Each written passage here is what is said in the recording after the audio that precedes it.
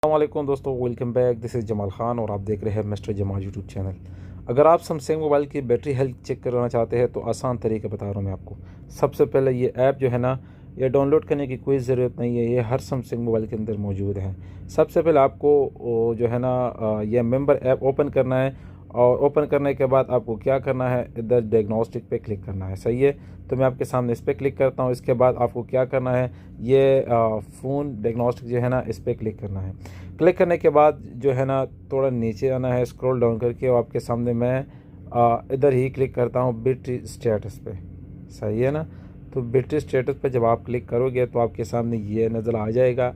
सबसे पहले अगर आपका बैटरी का हेल्थ मतलब अगर आपका मोबाइल नया है, फुल 0 मीटर है, मतलब ऐसे मैं आपको समझाऊंगा, तो उधर आपको एक्सीलेंट नज़र आ जाएगा। ठीक है, अगर आपका मोबाइल थोड़ा यूज़ हो, सही है, तो फिर आपको नॉर्मल जो है ना इधर आ जाएगा शो।